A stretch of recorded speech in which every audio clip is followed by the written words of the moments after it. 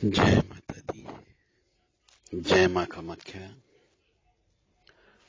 आपका जीवन साथी कैसा होगा? यदि इस बारे में पूरी जानकारी चाहिए तो देव राधा ट्रस्ट से संपर्क कर सकते हैं। जीवन का एक महत्वपूर्ण निर्णय होता है शादी करना, जीवन साथी की तलाश करना। यह भी एक बहुत महत्वपूर्ण काम होता है, क्योंकि आजकल हम देखते हैं साल भर के अंदर, 2 साल के अंदर विवाह टूट जाते हैं। बहुत से परिवार कोर्ट कचहरी पुलिस इसमें उलझे हुए हैं। तलाक नहीं हो रहा है, अलग अलग नहीं हो रहे हैं। क्षतिपूर्ति के रूप में बड़ी बड़ी राशि मांगी जा रही है, मारपीट हो जाती है, धमकियां देते हैं। तो प्रत्येक लड़की की और लड़के की, दोनों की इच्छा होती है कि उसका जीवन साथी धन से संपन्न हो, आकर्षण व्यक्तित्व का धनी हो और एक दूसरे को चाहने वाला हो।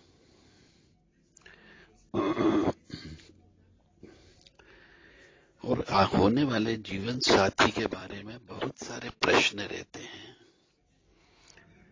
अगर आपके मन में ऐसा कोई प्रश्न है या होने वाला है तो आप देव राधा ट्रस्ट से संपर्क कर सकते हैं व्हाट्सएप के माध्यम से 9893128047।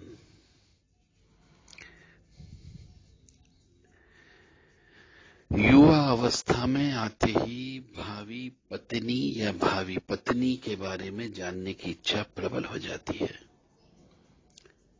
इसको हम देखते हैं कुंडली के सप्तम भाव, यानी पति पत्नी के बारे में यह भाव स्पष्ट सूचना देता है।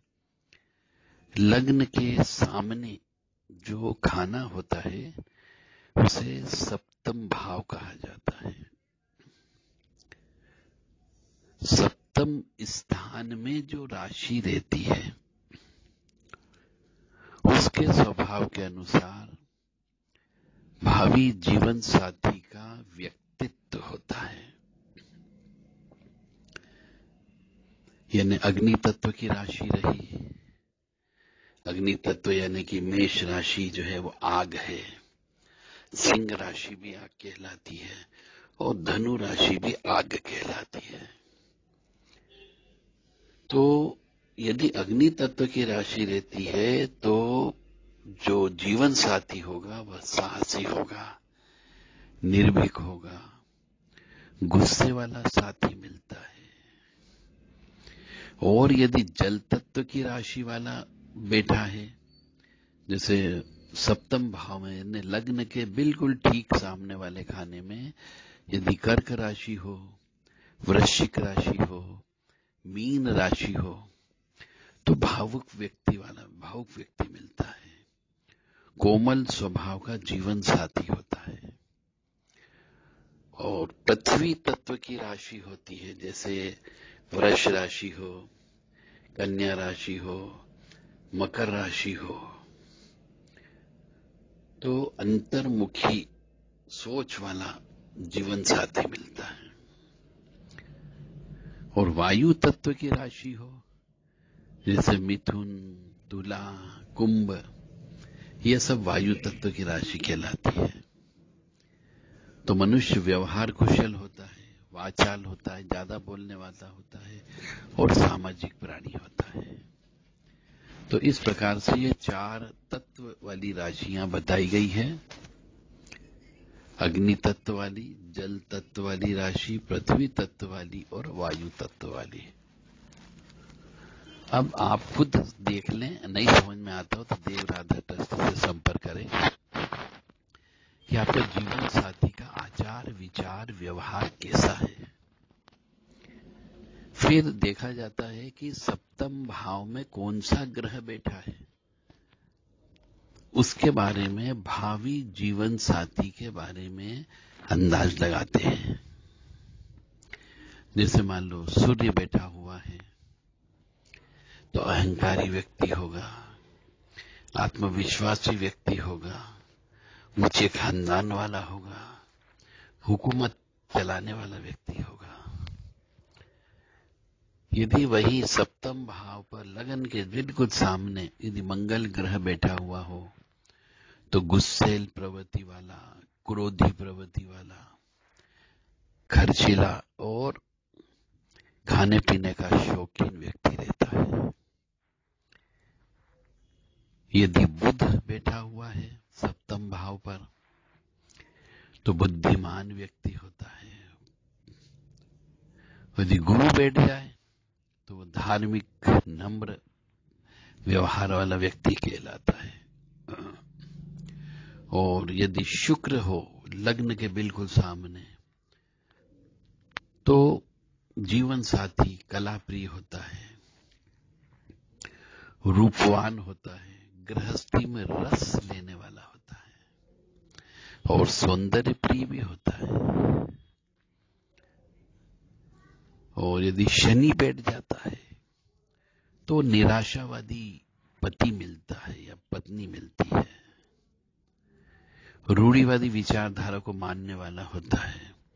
यदि लगन के सामने शनि बैठ जाए तो गंभीर प्रवृत्ति भी रहती है उसकी। और चंद्र बैठ जाए सप्तम भाव पे तो भावुक किस्म का, शांत स्वभाव वाला जीवन साथी मिलता है।